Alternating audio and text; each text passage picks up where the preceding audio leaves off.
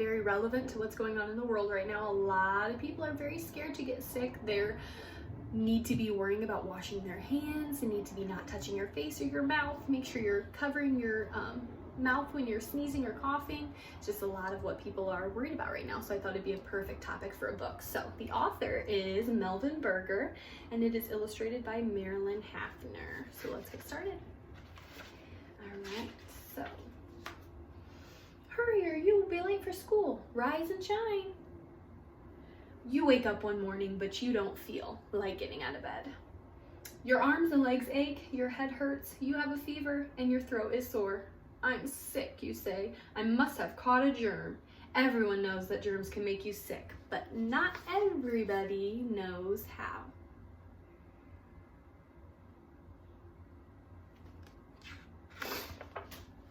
Germs are tiny living things. They are far too small to see with your eyes alone. In fact, a line of 1,000 germs could fit across the top of a pencil. There are many different kinds of germs, but the two that usually make you sick are bacteria and viruses. Under a microscope, some bacteria look like round balls, others are as straight as rods. Still others are twisted in spiral shapes. Viruses are far tinier than bacteria. Some look like balls with spikes sticking out on all sides. Others look like loaves of bread or like tadpoles. There are even some that look like metal screws with spider legs.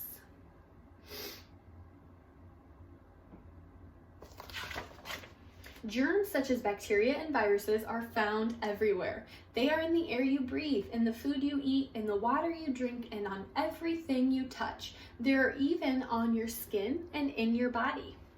She said, you should wash your hands before you eat that. Although germs are all around, they do not always make you sick. Many germs are not harmful. Also, your body keeps out harmful germs most of the time. Your skin blocks the germs. As long as there are no cuts or scratches on your skin, germs can't get in. So that does mean, though, if you have a little ouchie that has a Band-Aid on it, that you need to make sure that you keep it either covered or you keep it clean, because bacteria can get in a cut way easier than just closed skin. So you gotta be careful and keep it clean so it doesn't get infected.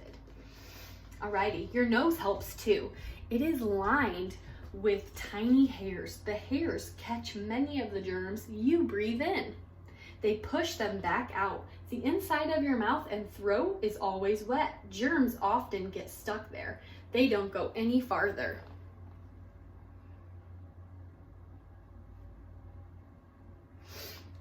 Yet some germs do slip in every once in a while. Your friend has a cold. She sneezes, germs fly out. You breathe the air, and some of her germs may get into your lungs.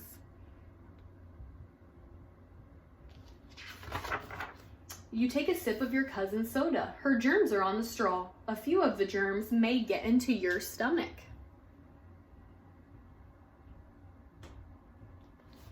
You're riding a bike. You fall and scrape your knee. Germs from the ground may get under your skin. But even when harmful bacteria and viruses get into your body, you don't always get sick. That is because your body has ways to fight germs.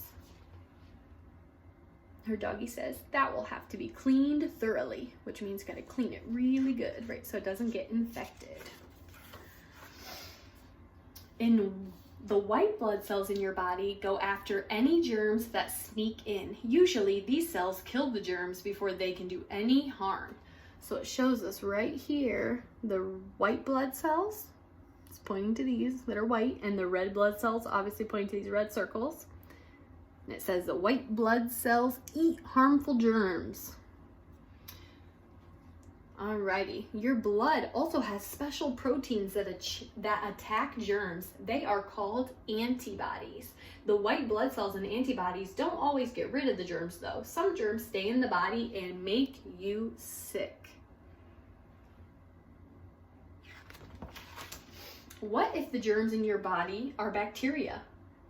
They quickly start to multiply. Each one becomes 2 new bacteria. Then they become 4, and so on. In a few hours, they may be millions of bacteria in your body.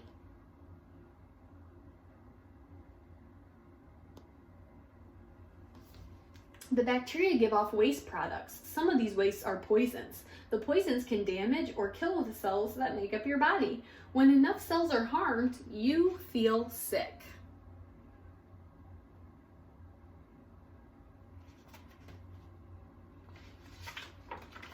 You may have pains and aches, run a fever, or break out in a rash. You may cough or sneeze or throw up. These signs tell you that cells are being damaged or killed in your body.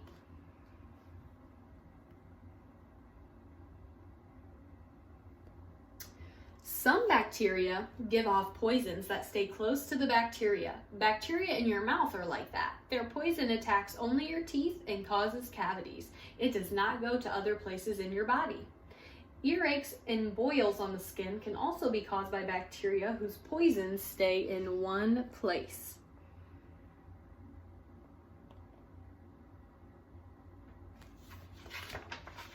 Other bacteria give off poisons that move around the body. One kind of bacteria lives in the lungs, but it gives off poisons that are carried around in the blood. These bacteria may give you a headache or a sore stomach. Because it shows us right there, that little cat's telling us the heart pumps the blood through the lungs and to all parts of the body.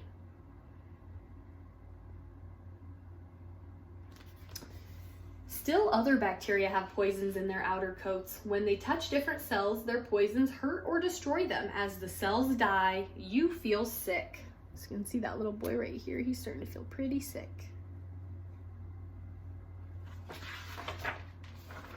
What if viruses get into your body? Viruses are different from bacteria. They don't give off poisons. Each virus forces its way into a blood cell. It disappears inside for a while. Nothing seems to be happening. Then suddenly the viruses break out of the cell. Hundreds of new viruses tumble out. Each virus finds another cell and digs its way in. Then these cells pop open and more viruses pour out. Soon, there are millions of viruses in your body.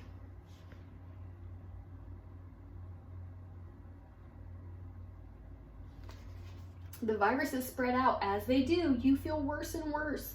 Viruses bring you colds and the flu, measles, mumps, and chickenpox, and lots of other illnesses. Though bacteria and viruses can make you sick, you usually begin to feel better after a day or two.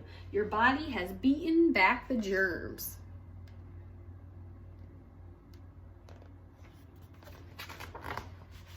At times, though, you feel very sick, or you stay sick for days. Then you should see a doctor. Doctors try to find out which germs are making you sick. What hurts, they ask. Let's take a look. The mom is just saying, he's just not himself, doctor. The doctor said, we'll soon have him feeling fine again. Perhaps they swab your throat with cotton. Then they send the cotton with the germs on it to a lab.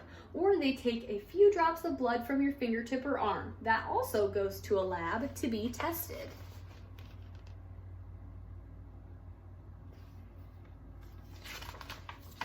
Your doctor gets a report from the lab. It tells whether the germs are bacteria or viruses. If bacteria are making you sick, the doctor usually prescribes some drug. The drug will either kill the bacteria or stop them from growing.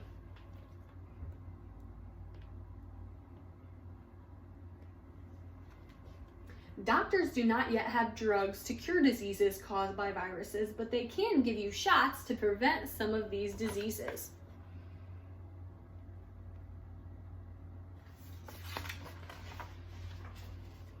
If you do get sick with a virus, the doctor may give you some medicine anyway. It won't cure you, but it might help you feel better or protect you against bacteria that might make you even sicker. When germs make you sick, your doctor might tell you to stay in bed. Bed rest makes it easier for your body to fight the germs, so do eating and drinking healthy foods and drinks.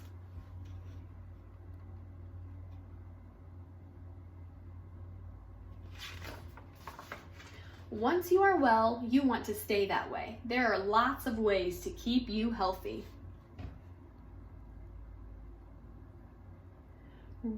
And then it gives you 8 rules for good health. It says number 1 is to stay away from anyone with a cold or flu. Number 2 says wash your hands with soap and warm water to get rid of germs.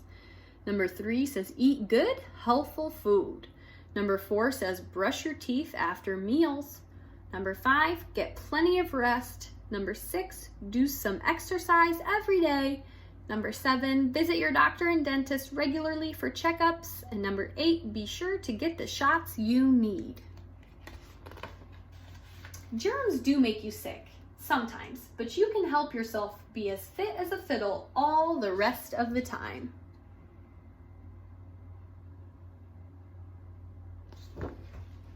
The end. Alrighty, well, that's all for today. I just wanted to hop on here and read this. So until next time, I hope you guys are staying safe. I hope you're staying healthy, and I miss you so much. Bye.